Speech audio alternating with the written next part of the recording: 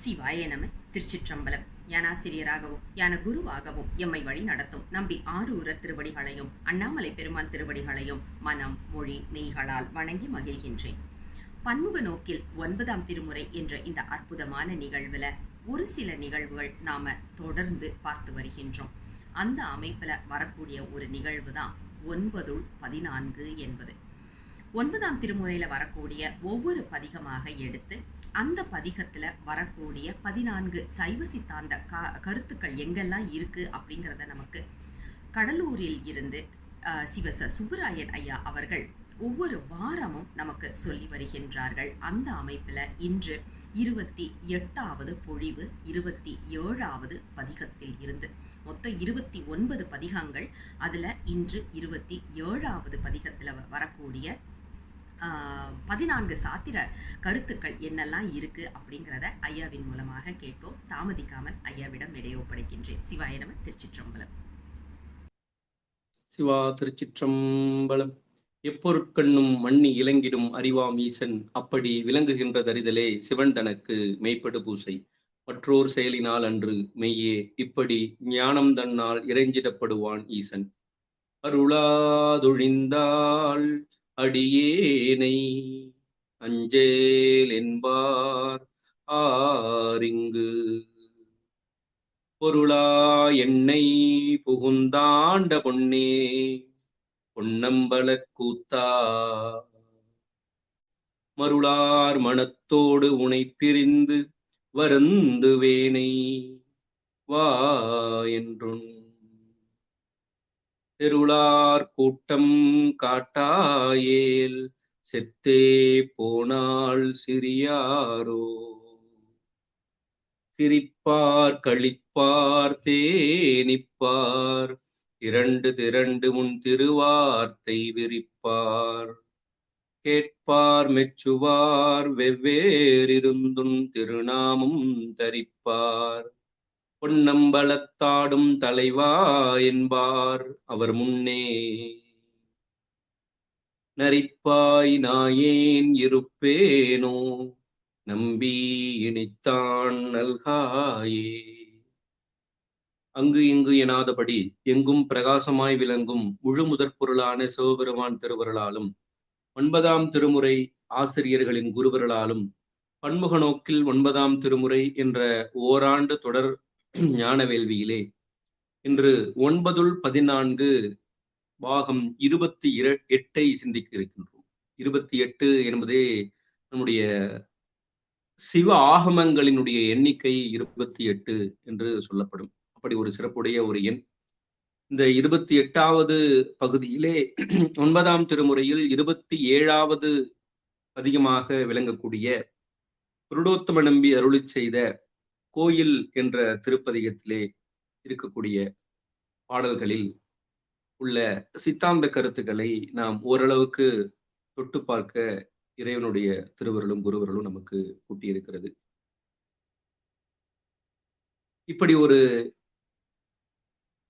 அமைப்பை ஏற்படுத்தி நமக்கு பன்முக நோக்கில் 9ஆம் திருமுறையை ஓராண்டு ஞான வேள்வியாக தொடர்ந்து சிறப்பாக செய்து வரும் நம் தமிழ் ஊரன் இலக்கிய ஆராய்ச்சி மையத்தின் சிவ திருமதி லாவண்யா அம்மையார் அவர்களையும் இந்த எழில்ஞான பூசையில் தங்களை ஈடுபடுத்திக் கொண்ட சிறார்கள் முதல் பெரியவர்கள் உள்ளிட்ட அனைவரையும் இணையம் வாயிலாக இணைந்து பன்முக நோக்கில் 9ஆம் திருமுறையை கேட்டு சிந்தித்துக் கொண்டிருக்கக்கூடிய அன்பர்களாகிய உங்கள் அனைவரையும் அடியேன் மனம் மொழி மெய்களாலே வணங்கி மகிழ்கின்றேன்.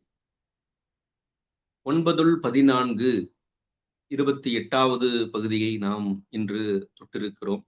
இது இறைவனுடைய பெரும் கருணை. இதிலே 27வது திருப்பதிகத்தை, அதாவது கோயில் திருப்பதிகம், புருடோத்தம நம்பி அருளிய 2 பதிகங்களில் கடைசி பதிகமாக, அதாவது 2வது பதிகமாக நமக்கு தொகுக்க பெற்றுள்ள பதிகம் வானவர்கள் வேண்ட என்று தொடங்கக்கூடிய அந்த பதிகத்தினை இன்று நாம் சிந்திக்க இருக்கின்றோம். இந்த பதிகம் செவிலி கூற்றாக, அதாவது தலைவியினுடைய இரங்கலை செவிலி கூறுவதாக இந்த பதிகம் முழுவதும் அமைத்திருக்கிறார் நம்முடைய புருடோத்தம நம்பி. இந்த பதிகம் முழுவதும் அந்தாதி அமைப்பிலே அருளி இருக்கிறார். அது ஒரு சிறப்புக்குரியது. சென்ற பதியும் அவ்வாறே நாம் சிந்தித்தோம். இந்த அந்தாதி அமைப்பிலே அமைக்கப்பட்டிருப்பது எல்லாம் மிக சிறப்புக்குரிய பாடல்கள் என்பதை நாம் தெரிந்து கொள்ள வேண்டும். அதாவது 8வது ஆசிரியர் இவர் புருடோத்தம நம்பி. திருமாளிகை தேவர் தொடங்கி புருடோத்தம நம்பி வந்து 8வது ஆசிரியராக நமக்கு விளங்குகிறார். திருமாளிகை தேவர், சேந்தனார் பெருமான், கருவூர் தேவர், பூந்துருத்தி நம்பிகாட நம்பி, கண்டராதித்தர், வேணாட்டடிகள், திருவாளி அமுதனார், புருடோத்தம நம்பி 8வது ஆசிரியர் அருளி செய்த பதிகத்தை இன்று நாம் சிந்தித்து நிறைவு செய்வோம்.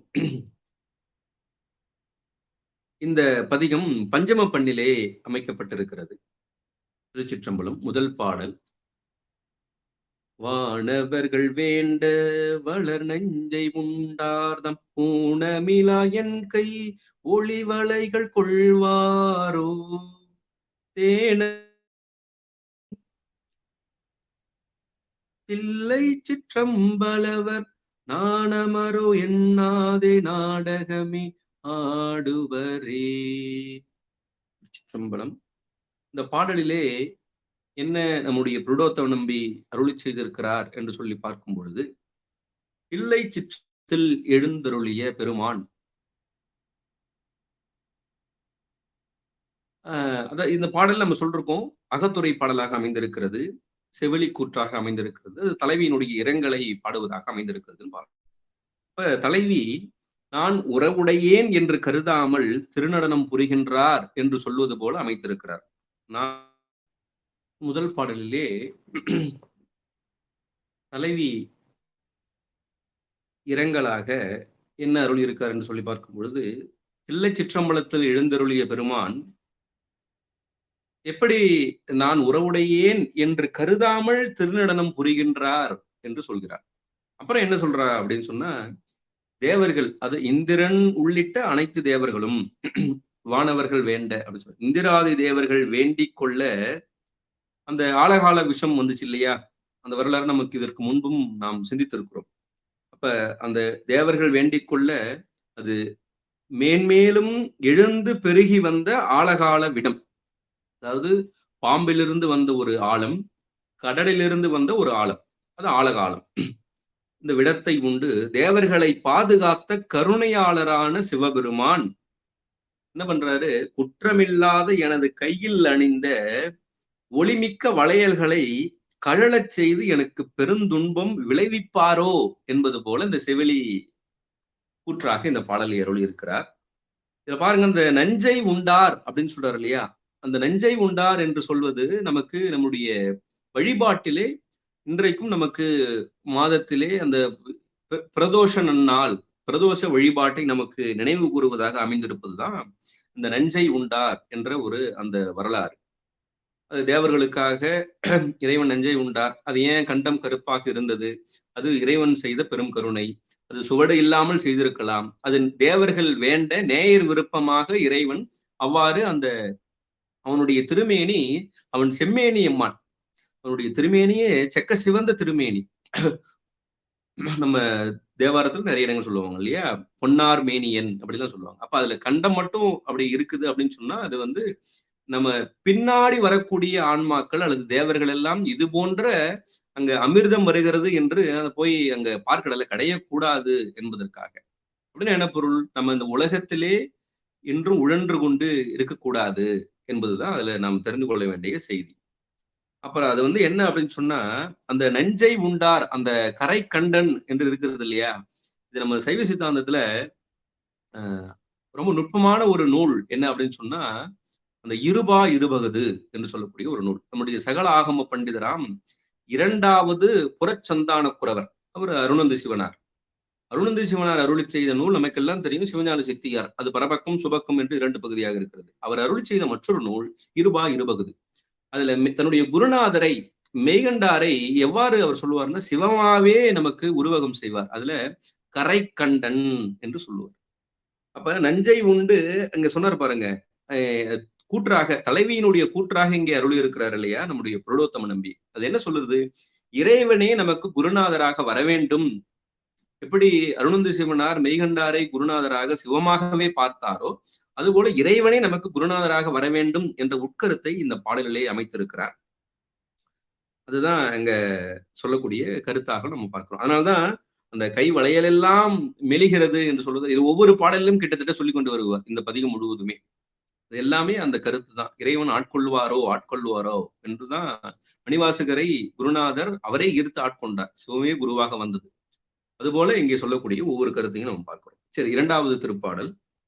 ஆடி வரும் காரரவும் ஐமதியும் பைங்கொன்றை சூடி வருமோ கண்டன் தோள்வளைகள் தோற்றாலும் தேடி இமையோர் பரவும் தில்லை சிற்றம்பலவர் ஆடி வரும் போதருகே நிற்கவுமே ஒட்டாரே.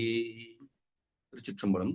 இந்த பாடலிலே அதே தேவர்கள் எல்லாம், இந்திரன் உள்ளிட்ட தேவர்கள் தேடி காண இயலாது துதிக்கின்ற சிற்றம்பலத்தில் எழுந்தருளிய நடராஜ பெருமான் அவர் அப்படி சொல்ல வர்றார். படமெடுத்து ஆடும் கரிய பாம்பினையும், அப்புறம் அழகிய பிறை சந்திரனையும், பசிய கொன்றை மலர் மாலையினையும் அணிந்து கொண்டு, இதெல்லாம் இறைவனுக்கு காட்டக்கூடிய உருவத்தில் சொல்லக்கூடிய அந்த பொருள்கள். அப்படி அணிந்து கொண்டு வருகின்ற விதத்தை நான் முதல்ல தரிசித்தேன் என்று தலைவி கூற்றாக சொல்கிறார். அப்போது தேவர்கள் எல்லாம் அவ்வீசர் மீது கொண்ட காதலால் என் தோள் வளையல்கள் கடன்று விழுந்தாலும் விழட்டும். அப்படி இறைவன் வருவதை நான் பார்த்தேன், தரிசிச்சேன். அப்போது ஈசர் மீது கொண்ட காதலால், அது பார்த்த உடனே காதலால என்னுடைய தோள் வளையல்கள் கழன்று விழுந்தாலும் விழட்டும். இது காதல் மிகுதியால சொன்னது. இது உலகத்துல சொல்லும் போது, இது அருளியல்ல சொல்லும் போது அது இறைவன் மீது கொண்ட அந்த அன்பினுடைய முதிர்ச்சி நிலை. அதுதான் எங்க சொல்லக்கூடிய காதலால் என் தோள் வளையல்கள் கழன்று விழுந்தாலும் விழட்டும். அவர் திருநடனம் புரிந்து கொண்டு வரும்பொழுது அவரது அருகிலே நிற்பதற்கு இடம் கொடுக்க மாட்டார்கள் போல் இருக்கிறதே என்பது போல இந்த பாடலை அமைத்திருக்கிறார். இதுல இது எப்படி அப்படின்னு சொன்னா, இதுவும் அந்த போதரவும் நிற்க, அத கடைசி சொன்னார் பாருங்க, ஆடி வரும் போது அருகே நிற்கவுமே ஒட்டாரே அப்படின்னு சொன்னார் இல்லையா. இதுல நமக்கு சைவ சித்தாந்தத்துல நம்ம நிறைய 14 சாத்திரங்கள் பார்க்கிறோம். இதுல நம்முடைய துகளறு போதம் என்று ஒரு நூல் பழைய மிக பழமையான காலத்திலே அந்த 14 சாத்திர நூல்களில் இருந்ததாக சொல்லப்படுகிறது. அது உண்மை நெறி விளக்கம். அதன் பிறகு இதை எடுத்துட்டு அதை சேர்த்துட்டாங்க. ஏன்னா ரெண்டுமே தசகாரியத்தை பற்றி நமக்கு சொல்லக்கூடிய கருத்து. அதனால அந்த உண்மை நெறி விளக்கத்தை சேர்த்து துகளறு போதத்தை தனி ஒரு சாத்திர நூலாகவே அமைக்கப்பட்டிருக்கிறது. அதுவும் சித்தாந்த சாத்திர நூல் தான். அந்த துகளறு போதத்தை அருளி செய்தவர் சீகாழி சிற்றம்பல நாடிகள். அந்த சிற்றம்பல நாடிகள் இன்னும் சில நூல் செய்திருக்கார். அது ஒரு நூல் சிற்றம்பல நாடிகள் கலித்துறை என்று சொல்லக்கூடிய ஒரு நூல். அதுல ஒரு பாடல் அவர் அருளி இருக்கிறார் பாருங்க. அறிவாவது என்றும், அறிவுனா எது அப்படின்னு சொல்றாரு. அறிவாவது என்றும் அவன் வார்த்தை கேட்டல், அதனின் மிக்க அறிவாவது என்றும் அவன் மேனி காண்டல், அதனின் மிக்க அறிவாவது என்றும் அவன் நாமும் செப்பல், அதனின் மிக்க அறிவாவது என்றும் அவன் உயிராக அறிகுவதே.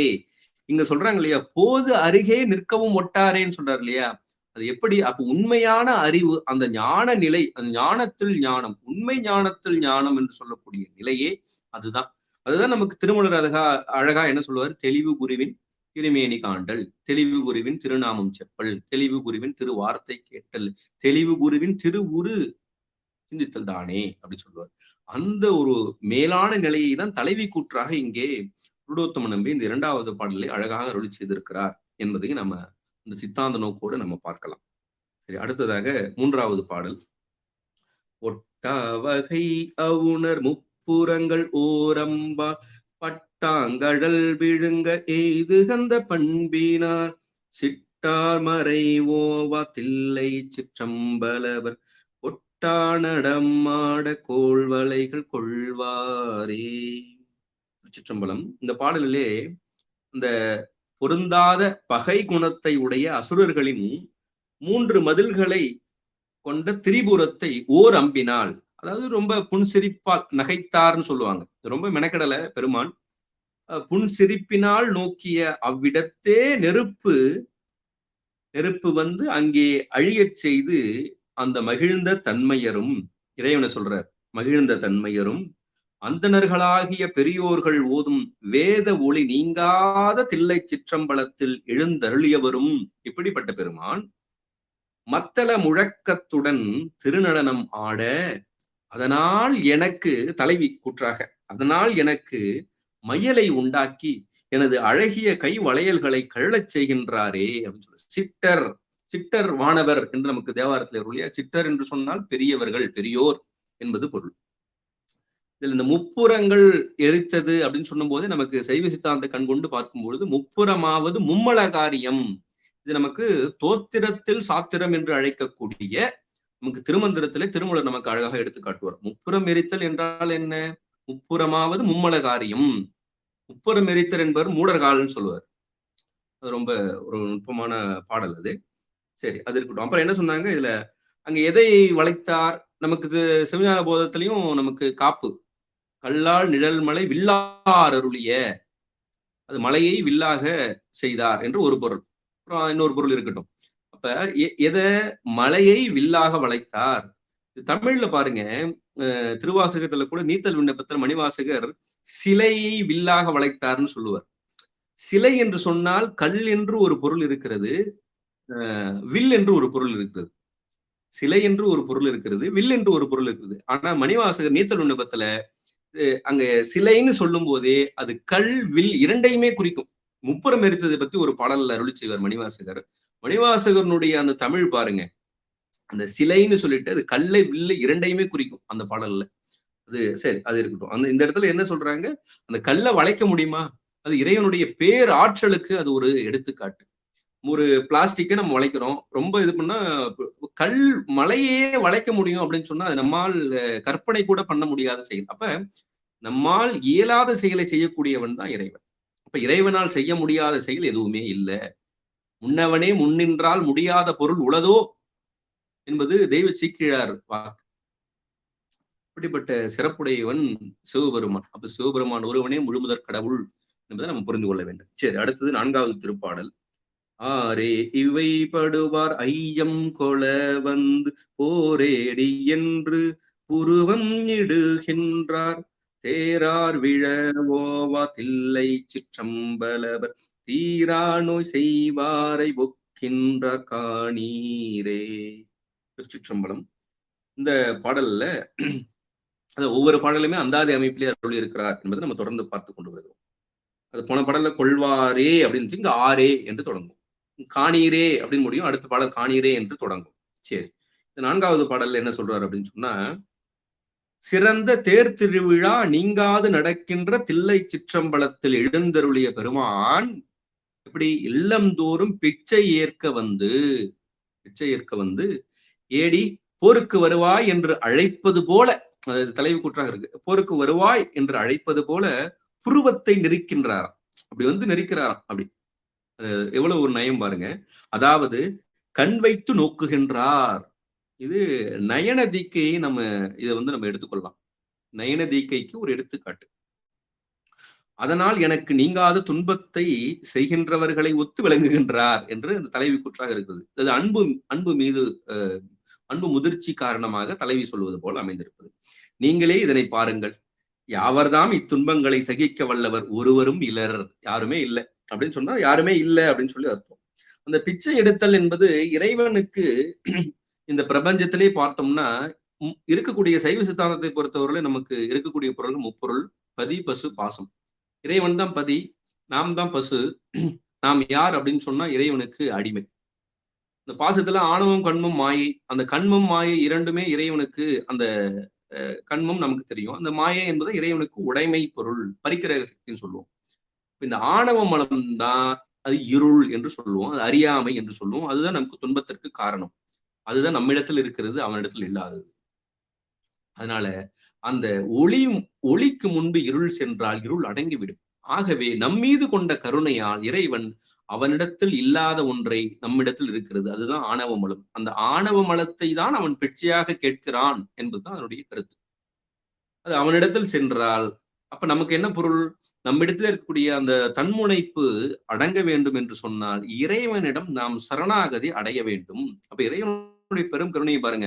அவன் பிச்சை ஏற்கிறான் என்று சொன்னால் அது நமக்காக, நம்மிடத்தில் இருக்கக்கூடிய துன்பத்தை தரக்கூடிய அறியாமையை போக்கக்கூடிய தன்மைக்காக, அந்த இருளை நீக்கக்கூடிய பெரும் கருணைக்காக இறைவன் பிச்சை ஏற்கிறான் என்று சொன்னால் இறைவனுடைய கருணையை நாம் எண்ணி பார்க்க வேண்டும்.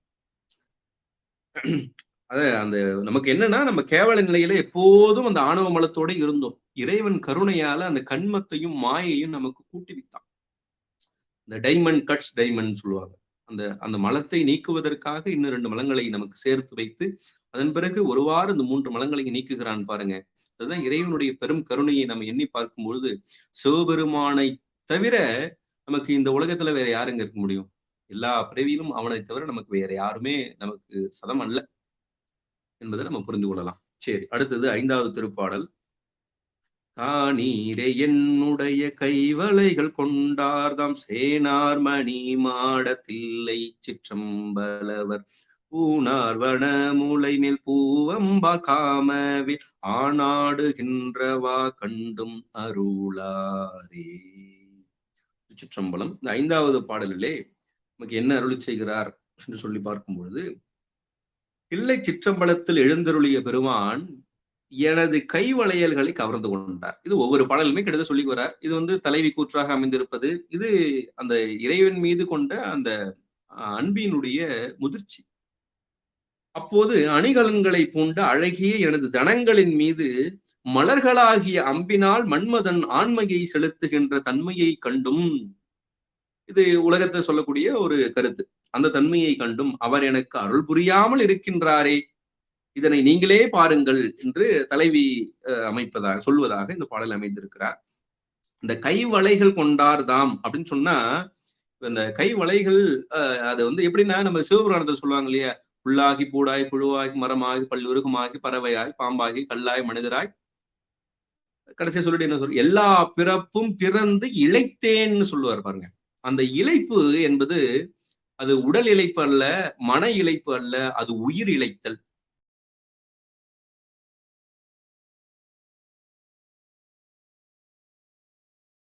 அந்த பக்குவ நிலையிலேயே அந்த உயிர் இழைத்தல் என்பது வரும். அதுதான் இங்க சொல்றாரு. அப்புறம் அந்த காமவேல், அந்த காமனை எரித்தல் என்பதெல்லாம் இறைவன் செய்யக்கூடிய கருணை தான். அந்த கருணையை நாம் புரிந்து கொள்ள வேண்டும். சரி, அடுத்தது 6வது திருப்பாடல்.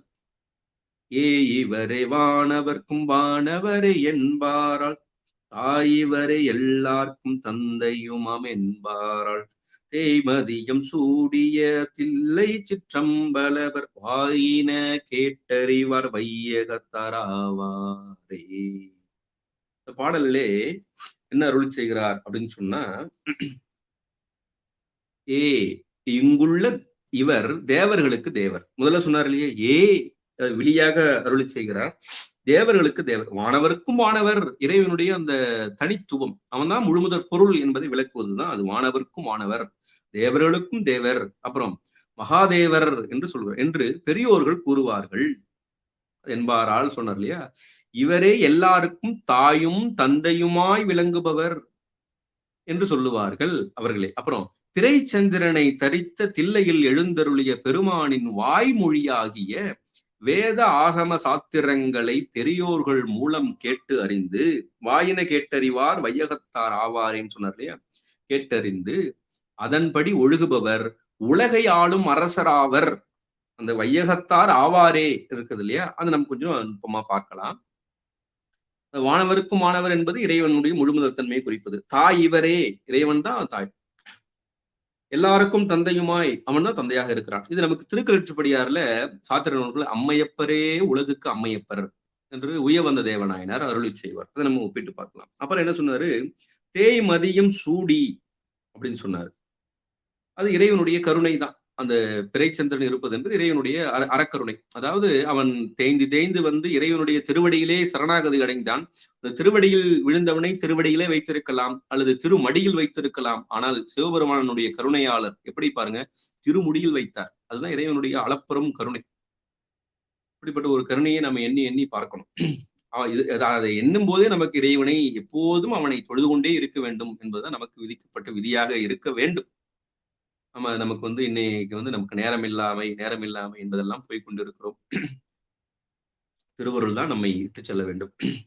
சரி, அப்புறம் கடைசியா சொன்னாரு வாயின கேட்டறிவார். அப்ப இறைவன் அருளி செய்த நூல்கள் தான் வேதம் ஆகமம். அதான் சொல்றாரு, வாயின கேட்டறிவார். இறைவனால் அருளி செய்த நூல்கள் வேத ஆகமம். அது வேத ஆகமம் என்பது சாத்திரங்கள், தோத்திரம் சாத்திரம்.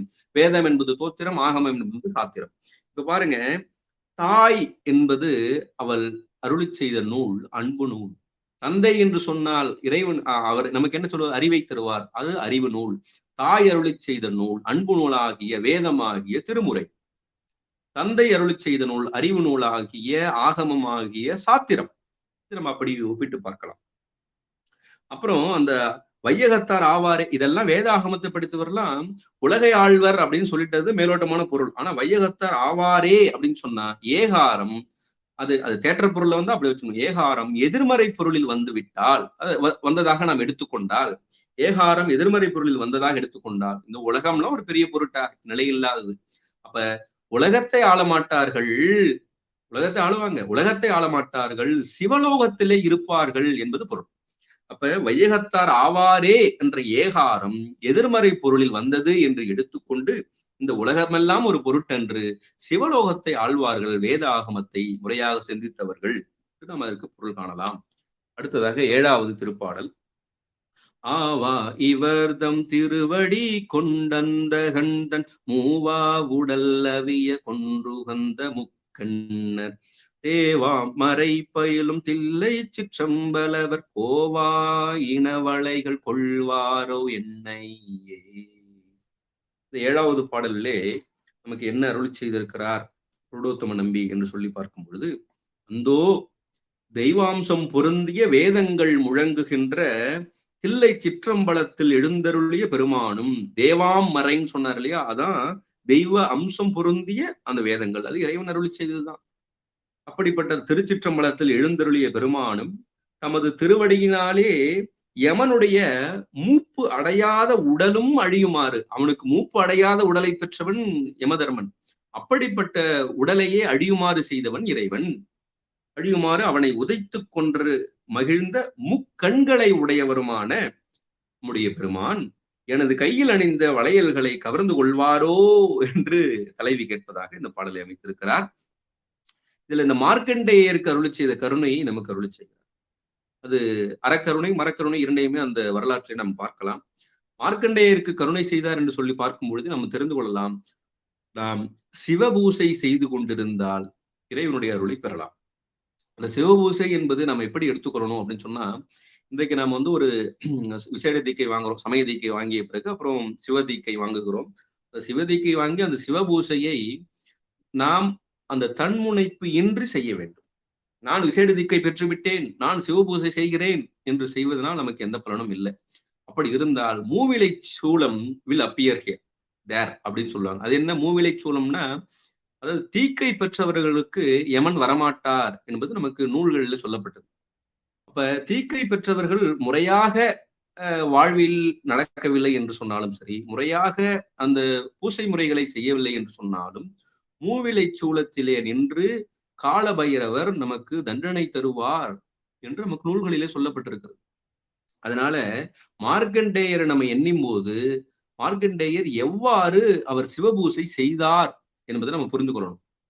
அவருடைய மனம் மொழி மெய் முக்கரணங்களாலும் ஒன்றி இடைவிடாது எண்ணெய் ஒழுக்கு போல தைலதாரை போல சிவபூசை செய்தார். அவ்வாறு நாம் சிவபூசை செய்தார் நமக்கு யமனே வந்தாலும் இறைவன் யமனை காப்பார். யமன் எப்படிப்பட்டவன்? அவன் மூப்பு அடையாதவன். அப்படிப்பட்ட யமனையே உதைத்தார் அப்படி சொன்னா அந்த சிவபூசையினுடைய முக்கியத்துவத்தை நாம் புரிந்து கொள்ள வேண்டும் என்பதை நம்ம புரிந்து கொள்ளணும். அந்த தேவாம் மறை பயிலும் என்பதை நம்ம புரிந்து கொள்ளணும். தெய்வ அம்சம் பொருந்திய வேதங்கள், நமக்கு திருமுறைகள் எல்லாம் தெய்வ அம்சம் பொருந்தியது. அதனாலதான் எனதுரை தனதுரையாக என்று நம்முடைய ஞானசம்பந்தர் எல்லாம் நமக்கு அருளி இருக்கிறார் என்பதை பார்க்கிறோம். கடைசி அடியில கோவா இனவளைகள் கொள்வாரோ என்று அருளி செய்தார் இல்லையா, அது கோவாய் வந்து அப்படி வச்சுக்கணும். கோவாய்னா அரசனாக வந்து இனவளைகள் கொள்வாரோ அப்படின்னு சொன்னா, இனவளைகள் அப்படின்னு சொன்னா நம்ம மேலோட்டமா நம்ம இனவளைகள் அது தலைவி கூற்றாக எடுத்துக்கொள்வோம். இது சைவ சித்தாந்த கருத்தோடு பார்க்கும்போது நம்முடைய மலங்களை வழி இழக்க செய்வாரோ அப்படின்னு கேட்பதாக இருக்கும். இப்ப நாம பக்குவமாக இருந்தால் இறைவன் நம்முடைய மலங்களை வழி இழக்க செய்வான் என்பது கருத்து. அப்ப எப்படி வருவான்? கோவாய் வந்து. கோவாய் வந்துன்னா என்ன? குருவாய் வந்து, தலைவனாய் வந்து அப்படின்னு சொன்னா அவன் இறைவன் தான் குருவாக வருவான். அவன் வந்து நமக்கு மலங்களை வழி இழக்கச் செய்வான் என்ற கருத்தை இந்த பாடலிலே நமக்கு அருளிச் செய்கிறார். அடுத்தது 8வது திருப்பாடல்.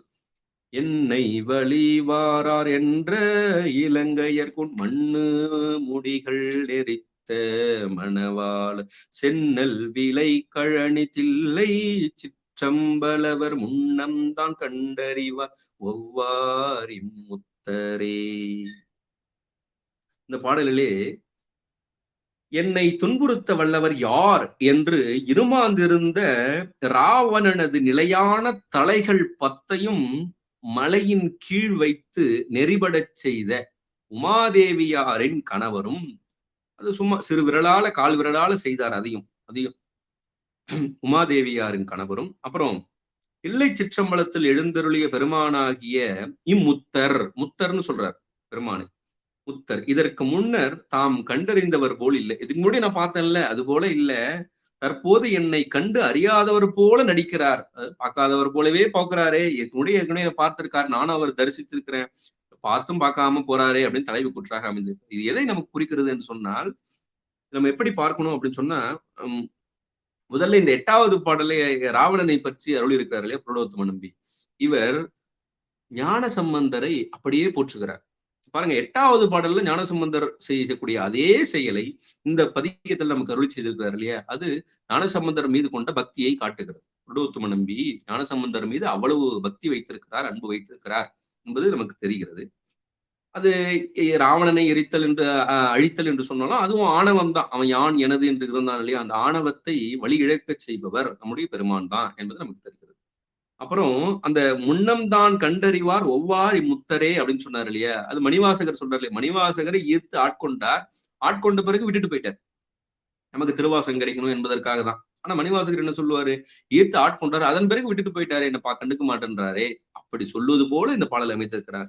இது சித்தாந்த நோக்குல நம்ம பார்க்கும்போது எப்படி பார்க்கணும்னா, நமக்கு முன்பு இறைவன் நமக்கு அருள் செய்தாலும் அதன் பிறகு அது பார்க்காம கண்டுக்காம இருக்காரு என்ன பொருள்? அதன் பிறகும் நமக்கு மலவாசனை தாக்கும் என்பது பொருள். அது என்ன சொல்லுவாங்க சித்தாந்தத்துல? வேம்பு தின்ன புழு. 11 நூற்பா சிவஞான போதம் முடிந்த பிறகு 12ஆம் நூற்பாவில என்ன அருள் செய்திருக்கிறார்? அதன் பிறகு திருக்கோயில் வழிபாடு, அடியார் திருக்கூட்ட வழிபாடு, இதெல்லாம் அவசியம். யாருக்கு? ஜீவன் முக்தருக்கே அது வேண்டும். ஏன்னா மலவாசனை தாக்கும். மலவாசனை தாக்கும் என்று சொன்னால் என்ன? மலவாசனை வந்துவிட்டாலே இறைவன் அங்கே இருக்க மாட்டார். ஒளிக்கும் இருளுக்கும் ஒன்றே இடம், ஒன்று மேலிடில் ஒன்று ஒளிக்கும். அப்ப இறைவனுடைய அருள் வந்துவிட்டால் உயிர் இறைவனுடைய அருளோடு இருக்கும். ஏன்னா உயிர் சார்ந்ததன் வண்ணம். இருதிறன் அறிவுள்ளது இரண்டலா ஆன்மா என்பதெல்லாம் நமக்கு நூற்பா. அப்ப அப்ப ஆன்மா எப்படி இறைவனோடு சேர்ந்திருந்தால் அந்த இறைத்தன்மையை பெற்றிருக்கும், மலத்தோடு சேர்ந்திருந்தால் மலத்தன்மையை பெற்றிருக்கும். அப்ப அந்த மலத்தன்மை பெற்றால் இறைவன் கண்டுக்காம இருக்கிறாருன்னு பொருள். அப்ப ஏற்கனவே கண்டு தரிசித்தவர்னா ஏற்கனவே அருளை பெற்றவர்கள், அதன் பிறகு மலவாசனை தாக்கிவிட்டால் இப்ப இறைவன் காணாமல் இருக்கிறார் என்பது பொருள். அதான் நமக்கு அடிக்கடி சொல்லியிருக்கிறோம். சிற்றம்பல நாடிகள் 63 சீடர்களுக்கும் நமக்கு நிலவரை அமைத்து அவர்களுக்கு அந்த ஜீவன் முக்தி நிலையில் அந்த 63ம் இருந்தார்கள். அவர்களுக்கு ஒவ்வொரு சீடர்களும் ஒவ்வொரு வெண்பா பாடுகிறார்கள். கடைசியா குருநாதர் 3 வெண்பா பாடுகிறார். அது ஒரு வெண்பா நம்ம அடிக்கடி சொல்லியிருக்கோம். தங்களை நாம் இன்ப தடங்கடலில் மூழ்கிவித்தோம், இங்குலகில் பாராதீர், அங்கு அந்த உலகத்தை பாருங்க, வாதனையால் வந்தீரே யாமாகில் அப்படின்னு சொல்லுவார். வாதனையால் வந்தீரே யாமாகில் பாரீர். இங்க பாக்காதீங்க, எங்க பார்க்கணும்? பரத்தையே பாருங்கள். இங்க பார்க்காது, உலகத்தை பார்க்காதீங்க, பரத்தை பாருங்க அப்படின்னு அந்த வெண்பாவில் அருளியிருக்கும். இதுக்கு முன்பு அந்த சிற்றம்பல நாடிகளுடைய வரலாறு நம்ம பார்த்திருக்கோம். அதனால அதை நம்ம மிக விரைவா பார்த்துட்டோம். அடுத்தது 9வது திருப்பாடல். முத்தர் முது பகலே வந்தெந்தனில் புகுந்து பக்தர் பலியிடுக என்றென்றும் பார்க்கின்றார், சித்தர் கணம் பயிலும் தில்லை சிற்றம்பலவர் கைத்தலங்கள் வீசி நின்றாடுங்கால் நோக்காரே. ஒரு நல்ல அருமையான பாடல், 9வது பாடல். இதுல முத்தர்னு சொன்னாரு பாருங்க. முத்தர் அப்படின்னு சொன்னா இறைவனுடைய என் குணத்தில் ஒன்று, இயல்பாகவே பாசங்களில் இருந்து நீங்கியவன். அதுதான் சொல்றாரு இந்த பாடல். என்ன சொல்ல வராங்கன்னா, இயல்பாகவே பாசங்களில் நின்று நீங்கியவரும் ஞானிகள் வாழ்கின்ற தில்லை சிற்றம்பலத்தில் எழுந்தருளியவருமான எம்பெருமான் கைவளை வீசி நின்று ஆடும் பொழுது, கைவளை வீசி நின்று ஆடும் பொழுது, இதெல்லாம் நமக்கு உண்மை உலகத்துல நம்ம பார்த்திருக்கிறோம். என் மீது அருள் நோக்கம் வைக்காமல் இருக்கின்றார். அப்புறம் நடுப்பகலில் வந்து எனது வீட்டிற்குள் புகுந்து அன்புடையவர்களே பிச்சை இடுங்கள் என்று கூறி எங்கும் பார்க்கின்றார். ஆனா என்ன மட்டும் பார்க்கல அப்படின்னு சொல்றாரு. இதுல நல்ல ஒரு சித்தாந்த கருத்தை நமக்கு அருள் இருக்கிறார். அது முத்தர் அப்படின்னு சொன்னா இயல்பாகவே பாசங்களில் இருந்து நீங்கவே என் குணத்துல பார்த்தோம். சிவஞான சித்தியார்ல இறைவனுக்கு ஒரு பெயர் சொல்லுவார், அனாதி முத்த சித்துரு. அந்த அனாதி முத்த சித்துரு தான் இங்க முத்தர் என்று அருள் செய்திருக்கிறார் நம்முடைய புருடோத்தம நம்பி. அப்புறம் அந்த முது பகல்னு சொன்னார் இல்லையா, பகல்ல வந்து பிச்சை கேட்கிறார் அப்படின்னு சொன்னா, பிச்சை கேட்டாலே நம்ம சொன்னோம் ஆணவ மலத்தை கேட்பதுதான். இதற்கு முன்பே பார்த்திருக்கிறோம். பகல் அப்படின்னு சொன்னா சைவ சித்தாந்தத்தை பொறுத்தவரையில இரவு என்று சொன்னால் அது கேவல நிலை, பகல் என்று சொன்னால் அது சகல நிலை, இராப்பகலற்ற இடம்தான் அது சுத்த நிலை. பகலே அப்படி சொன்னா நம்ம கருவிகரணங்களோடு இருக்கும் பொழுதுதான் அவர் வந்து எப்படி சொல்லுவார், யாரை கேட்கிறாருன்னு பார்க்கணும். பக்தர் பலியிடுக, எல்லாரிடத்திலும் கேட்கல, பக்தர் பலியிடுக. அந்த பக்தர் என்பவர் யார் அப்படின்னு சொன்னா முது பகலில் கருவிகரணங்கள் எல்லாம் கூடி இருக்கக்கூடிய இந்த சகல நிலையில், அந்த சகல நிலையில பக்குவமுடைய ஆன்மாக்களிடத்திலே சென்றுதான் பலியிடுகன்னு கேட்கிறேன். அவர்கள்தான் இருவினை ஒப்பு மலபரிபாகம் சத்தநிபாதம் அந்த நிலையில இருக்கக்கூடியவர்கள் தான் பக்தர் என்று இங்கே குறிப்பிடுகிறார் புருடோத்தம நம்பி. இப்ப அவர்களை பார்த்துதான் பலியிடுங்கன்னு சொன்னா அவர்கள் தான் பலியிட முடியும். இப்ப எல்லாரும் பலியிடுங்கன்னு சொன்னா முடியுமானா முடியாது. இப்ப அடியன் போன்றவங்கலாம் மலை ரொம்ப திக்கான லேயரா இருக்குது. அதனால அந்த பக்தர் பலியிடுக என்று சொன்னார் இல்லையா, அதுக்கு என்ன காரணம் அப்படின்னு சொன்னா அவர்கள் தான் இருவினை ஒப்பு மலபரிபாகம் சத்து நிபாதம் இதெல்லாம் வாய்க்க பெற்ற அன்பர்கள், அவர்கள் தான் பக்தர்கள். பக்தர்கள் பலியிடுக. இப்படி பக்குவமுடைய ஆன்மாக்கள் மட்டுமே அந்த ஆணவ மலத்தை அந்த தின் லேயரா இருக்கும். அதனால அது எளிமையாக அந்த ஆணவ மலத்தை வழி இழக்க செய்வான். அதனாலதான் பலியிடுக அவன் பிச்சை ஏற்பதாக அமைந்திருக்கான். அது இறைவனுடைய பெரும் கருணை. இப்படி அந்த சைவ சித்தாந்த கருத்தை அருமையாக அமைத்திருக்கிறார் இந்த 9வது பாடலிலே. அடுத்தது 10வது திருப்பாடல். நோக்காத தன்மையால் நோக்கிலோம் யாம் என்று மார்க்காழி ஈந்து மலரோனை நிந்தித்து சேக்காதளித்தேரும் தில்லை சிற்றம்பலவர், சேக்காதளித்தேரும் தில்லை சிற்றம்பலவர் ஊர்க்கே வந்தென்பலைகள் கொள்வாரோ உன்னுதலீர். ரொம்ப அருமையான பாடல் இந்த பாடலும். 10வது பாடல் சொல்றாரு, ஒளி பொருந்திய நெற்றியையுடைய பெண்களே, அது தலைவி கூற்றாக அமைந்திருப்பது. திருமாலுக்கு சக்கரத்தை அளித்தார், இது நமக்கு தெரியும். மாலுக்கு சக்கரம் அண்டொருள் செய்தவன் என்பது நமக்கு தெரியும். அப்புறம் தாமரை மலரில் வீற்றிருக்கும் பிரமனை தண்டித்து அவனை தண்டித்தார், அதுவும் நமக்கு தெரியும். தலையை கொய்தார், அதுவும் தெரியும். அப்புறம் இடபத்தின் மீது விரும்பி எழுந்தருளும், அதான் சொன்னாரு. சேனா இடபம், காதலித்து ஏறும், இது விரும்பி ஏறுகிறான். காதலித்து ஏறும். அப்படிப்பட்ட இடபத்தின் விரும்பி எழுந்தருளும் தில்லையில் உள்ள எம்பெருமான் நம்மை பார்க்காத காரணத்தால், அவர் நம்மளை பார்க்கல, அதனால நாமும் அவரை பார்க்கவில்லை என்று எண்ணியதால் அவர் நம் ஊருக்கே வந்து எனது வளையல்களை கழலச் செய்து கொண்டு போவாரோ. அது பக்தியினுடைய அந்த அது உயர்ந்த நிலை. பாருங்க, இங்க திருமாலுக்கு சக்கரம் அளித்தார் அப்படின்னு சொன்னார் இல்லையா, அது இறைவனுடைய அருளலை குறிப்பது. அதே போல பிரம்மனுக்கு தலையை கொய்தார் இல்லையா, அது இறைவனுடைய அந்த அழித்தலை குறித்தது, இறைவன் செய்யக்கூடிய அழித்தல். அப்புறம் காதலித்து ஏறும், இடபத்தில் ஏறுகிறான் இல்லையா, அது காத்தலை குறித்தது. இறைவன் செய்யக்கூடிய அந்த 5 நம்ம இங்க ஒப்பிட்டு பார்க்கலாம். இதுல அந்த திருமாலுக்கு ஆழி அளித்தது என்பதை அறக்கருணையாகவும், பிரம்மனை தண்டித்தது மரக்கருணையாகவும் பார்க்கலாம். இப்படி அந்த அருளல் அழித்தல் காத்தல் அப்படியும் பார்க்கலாம், அறக்கருணை மரக்கருணையாகவும் பார்க்கலாம். அப்புறம் முதல்ல சொன்னாரு, நோக்காத தன்மையால் நோக்கிலோம் அப்படின்னு சொன்னாரு இல்லையா. அப்படின்னு என்ன அர்த்தம்? திருவூர் பயன்ல சொல்லுவாங்க இல்லையா, நன்னினர்க்கு நல்லன் நன்னார்க்கு நலமிலன். நோக்காத தன்மையால் நோக்கிலோம், நீ பார்க்கல நானும் பார்க்கல, சலமேலன் சங்கரன் சார்ந்தவர் கல்லால் நலமிலன். அதான் சொன்னாரு திருவருட்பையில, நன்னினர்க்கு நன்னன் நன்னாருக்கு நலமிலன். அதே போல நோக்காத தன்மையால் நோக்கிலும் இத சொன்னார்.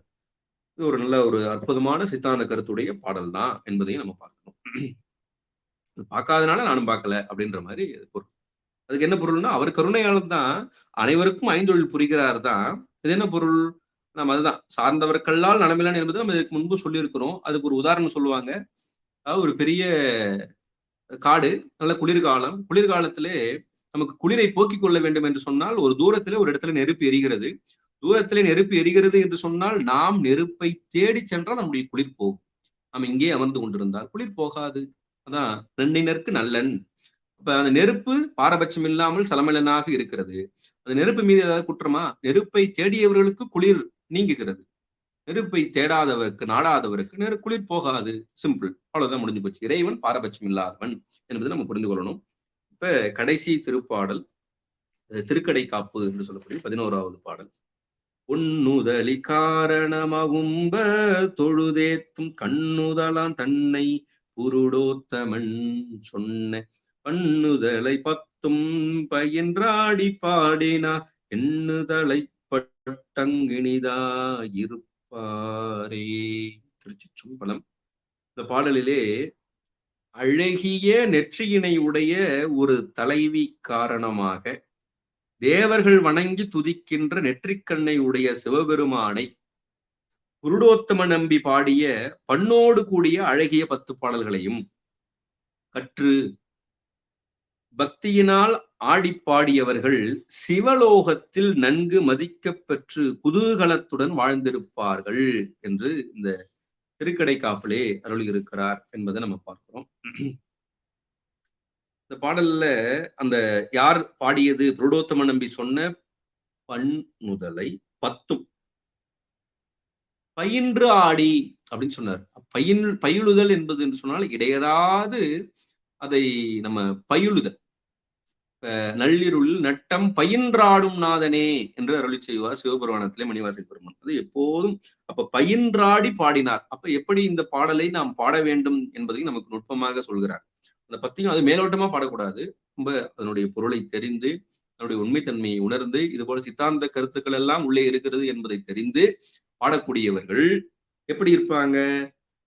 அங்குன்னு சொன்னார் இல்லையா? அங்கு இனிதா இருப்பாரேன்னு சொன்னார் கடைசி அடியில. அங்குனா எங்கு? சிவலோகத்திலே. ஒவ்வொரு பதிகத்திலுமே 9ஆம் திருமுறையில நமக்கு பதிக பலன் சொல்லப்பட்டிருக்கிறது. எப்படி திருக்கடை காப்பிலே ஞானசம்பந்தர் முதல் 3 திருமுறைகளை அருளி செய்கிறாரோ, அதே போல 9ஆம் திருமுறையிலும் சொல்லப்பட்டிருக்கிறது என்பதை பார்க்கிறோம். அப்போ ஒவ்வொரு பதிகமும் நமக்கு எவ்வளவு நன்மையை வழங்குகின்றன இந்த 9ஆம் திருமுறை பாடல்கள் எல்லாம் என்பதை நம்ம பார்க்கிறோம் என்று சொல்லி, இந்த அளவிலே இன்றைய சிந்தனையை நாம் நிறைவுக்கு கொண்டு வருவோம். 8 ஆசிரியர்களினுடைய பதிகங்களை நாம் 27 பதிகங்களை 28 பாகங்களில் நாம் இறைவனுடைய பெரும் கருணையோடு சிந்தித்திருக்கிறோம்.